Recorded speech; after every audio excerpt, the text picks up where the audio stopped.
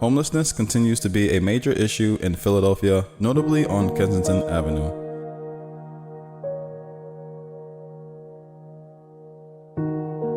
In the city, approximately 5,700 people are considered homeless, with approximately 950 of them being unsheltered.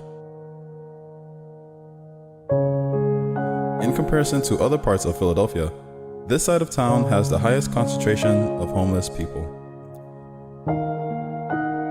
Homelessness is caused by a variety of factors, including poverty, inability to afford a place to live, and falling outside of the system, all of which makes meeting housing requirements more difficult.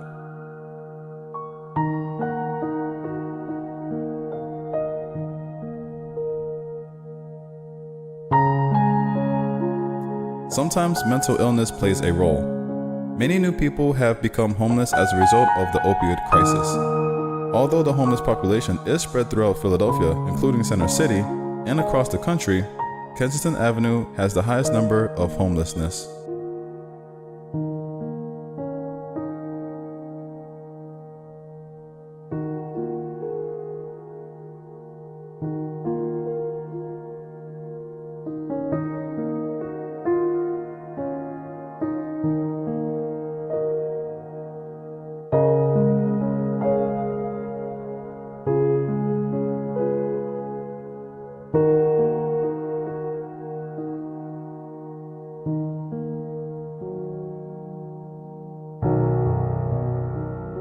Being homeless or suffering from a mental illness is not a crime.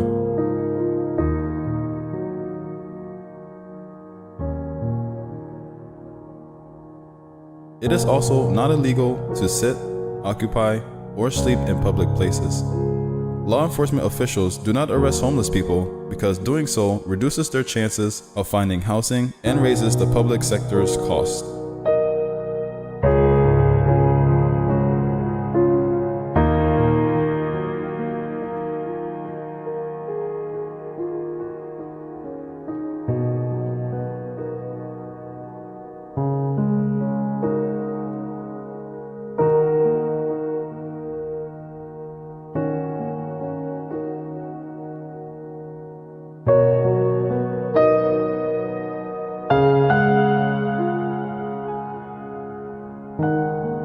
Law enforcement officers are always looking for ways to help those in need of a place to live, while also protecting the rights of residents, businesses, and visitors.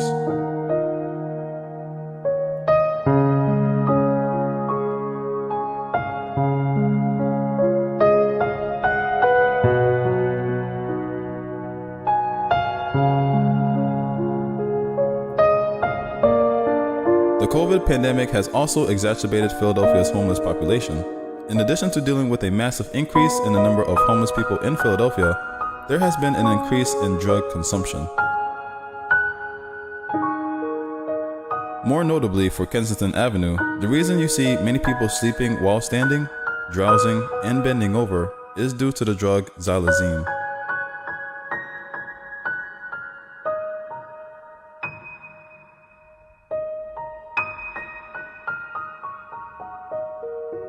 Xylazine is a sedative with analgesic and muscle relaxant properties that are used in veterinary medicine.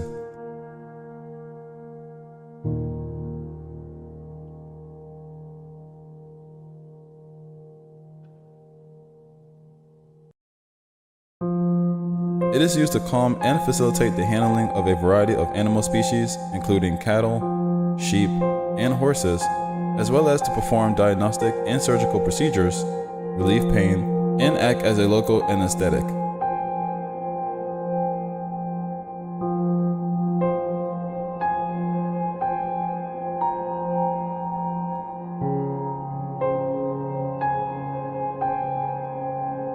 In Philadelphia, xylazine began to gain popularity in the mid-2010s.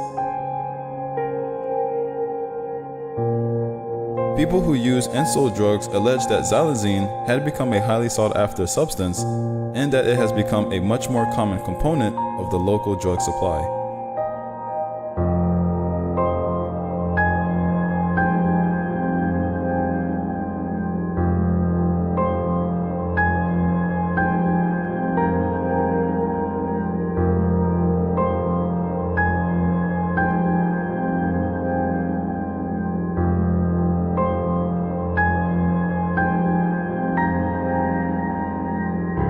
The reports from Philadelphia, as well as hints that xylazine was apparent in other parts of the country, prompted the researchers and colleagues to try to track the drug's spread across the continental United States.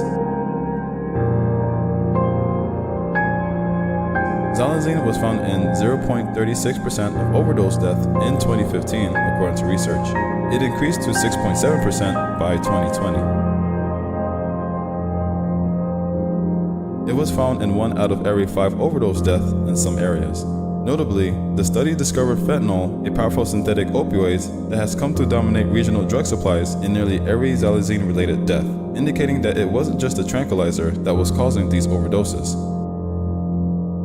Experts are still trying to understand the risk of xylazine, but they are concerned that the drug, which is not an opioid but acts as a sedative, may increase the chances of fatal overdose when combined with opioids like fentanyl because it can exacerbate the respiratory depression caused by opioids.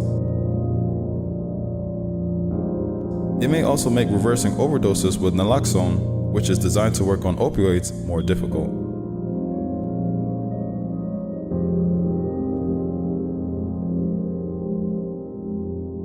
The drug overdose crisis in the United States has been steadily worsening and is now killing more than 100,000 people per year. Fentanyl, which was once primarily found in the supply of opioids such as heroin, is now more frequently found in stimulants such as cocaine and methamphetamine. Right now, the drug supply is a complete mess. The number of contaminants is out of control and is becoming increasingly difficult for researchers to keep track of them. What is happening now is people are not buying what they believe that they are buying, or they are unaware of what they are buying. Kensington Avenue in North Philadelphia is well known for its drug use and prostitution.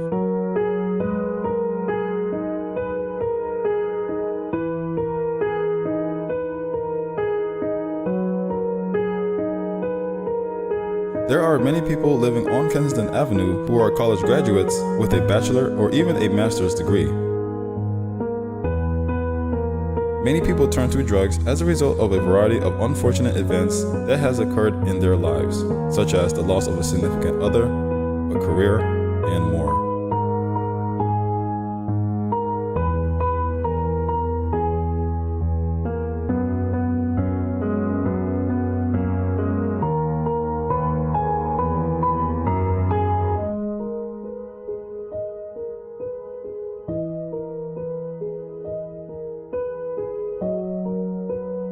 It is extremely difficult to explain addiction. It can be difficult, especially as a concerned loved one, to explain to yourself and others how your child, partner, or sibling became addicted to drugs.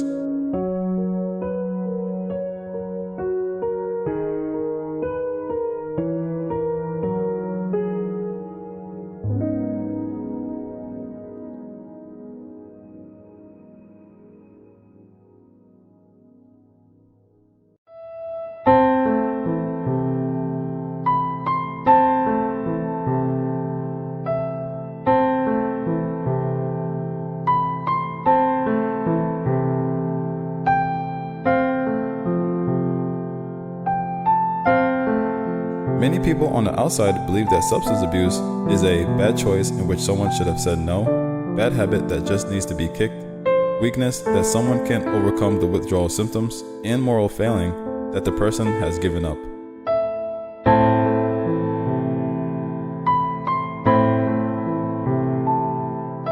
In reality, drug addiction is none of the above. It is a chronic brain disease that cannot be cured with a simple no or change of mind.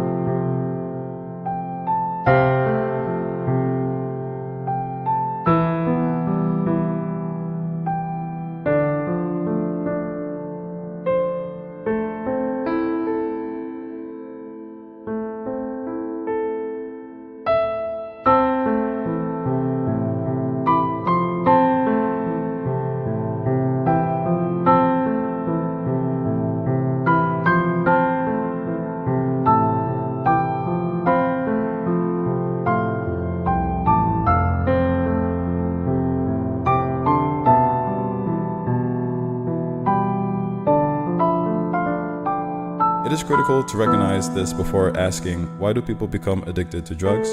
Or why did my child become addicted to drugs?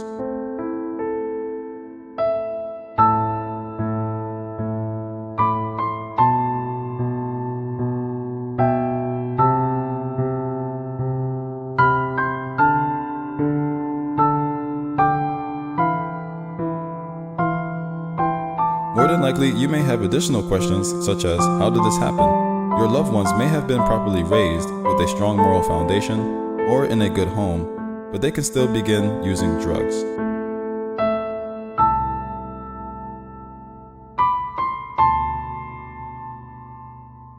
The truth is that people use drugs for a variety of reasons, and they become addicted for a variety of reasons. It is critical that for the individual not to blame themselves or the loved one before you have thoroughly investigated the situation. As concerned family members, we frequently wonder, why do some people become addicted to drugs while others not? This is a valid question, and many drug users don't believe they'll become addicted.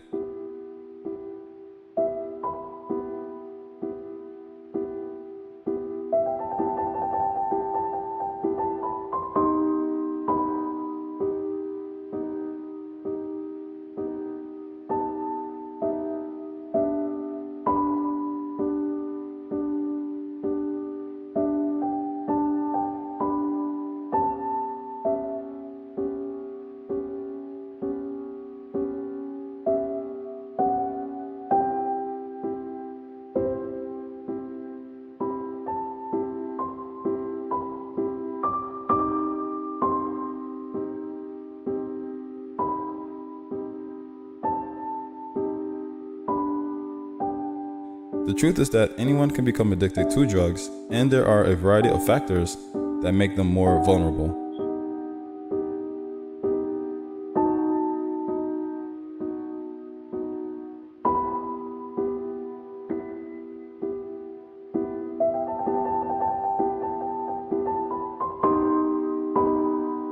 The following are some of the most common risk factors or potential causes of drug addiction.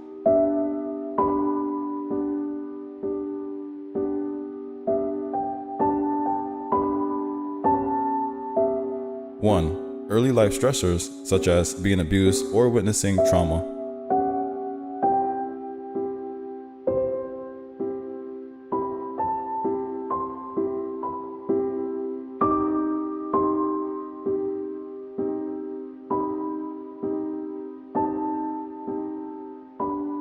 2. Abuse, either physical or sexual, in the past.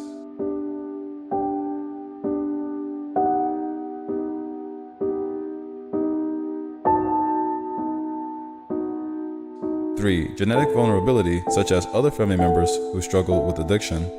4. Prenatal alcohol or drug exposure while in the womb.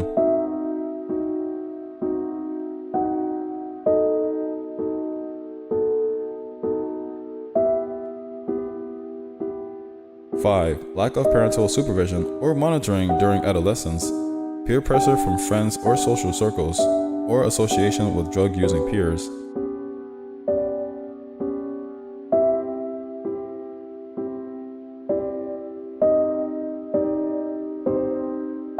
Mental health disorders such as depression and anxiety.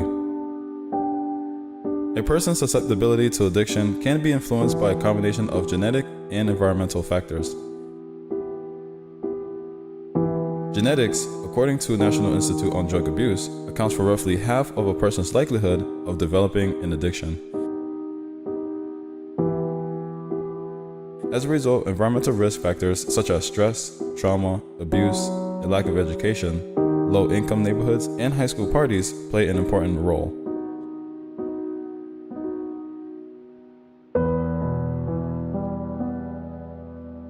Adolescents who use drugs are more likely to develop a drug addiction behavior because their brain is still developing.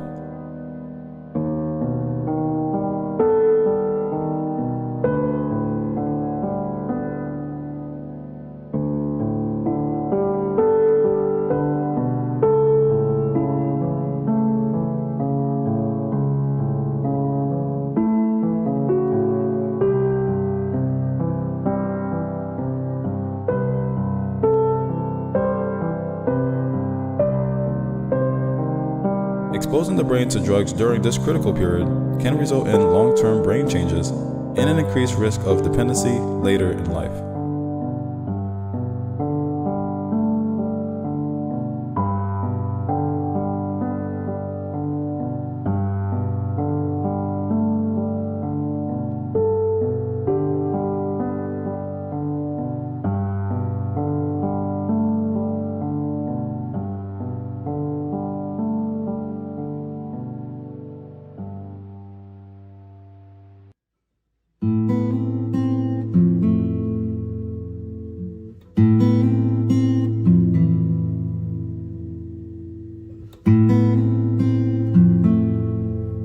According to research, nearly 70% of adolescents who tried an illicit drug before the age of 13 develop a clinical addiction within the next 7 years. Those between the ages of 18 and 25 are also at high risk as their brains mature. In fact, 9 out of 10 people who struggle with substance abuse began using before the age of 18.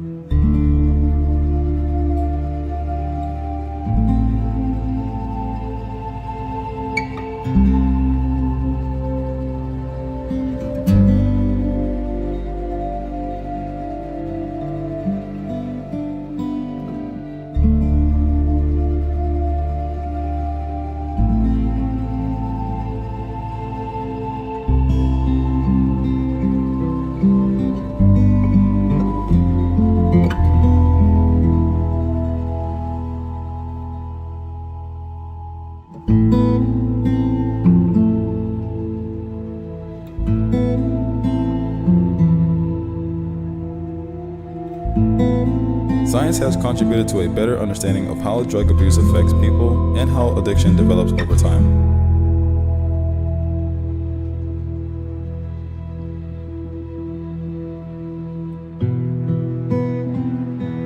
Researchers have been able to see how substance addiction work in the brain using imaging and other cutting-edge technology.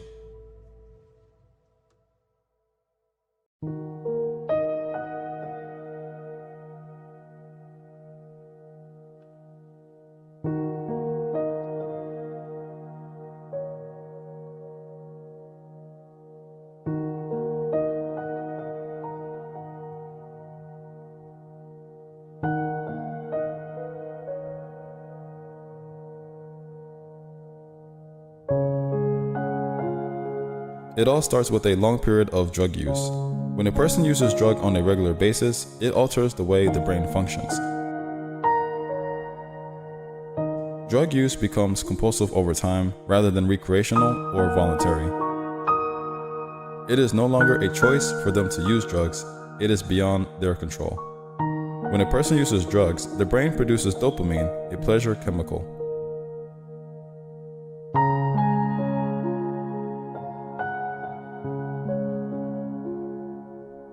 This causes a euphoric bodily response and mental state in the user, making him or her feel good or high. When the brain is exposed to this on a regular basis, it becomes reliant on the feel-good behavior. As a result, it hardwires those euphoric drug-using experiences into its circuitry, and drug use becomes its top priority.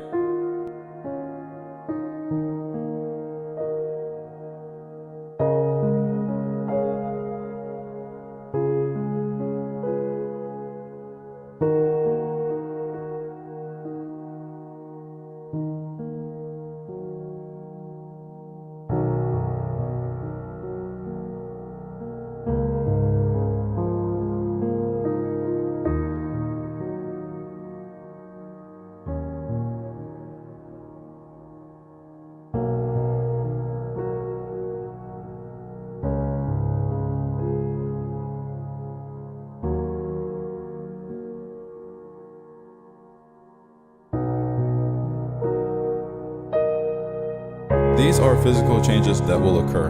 The brain's reward system, a primitive system that exists to ensure we seek what we need, becomes hardwired to prioritize drug use over all other activities.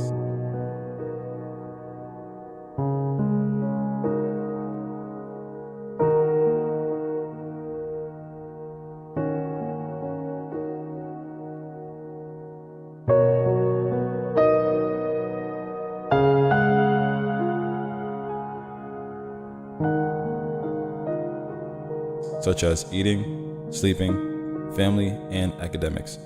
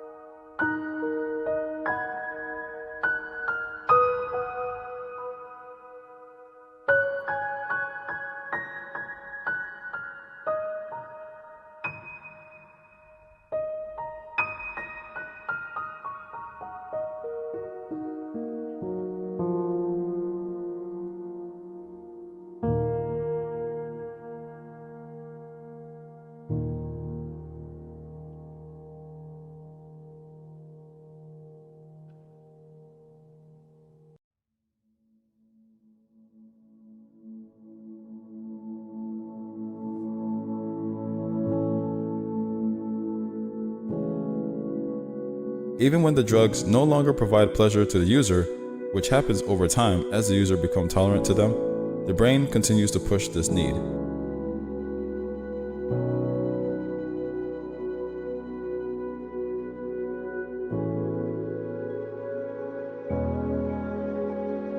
It causes intense craving in the same part of the brain as the survival instinct.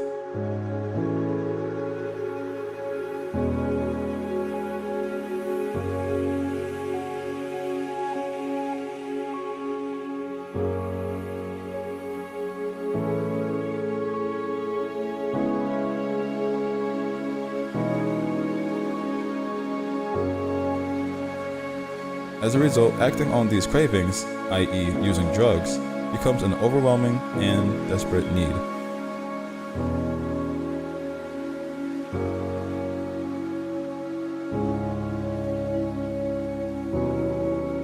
The brain believes it requires the drugs to function and survive.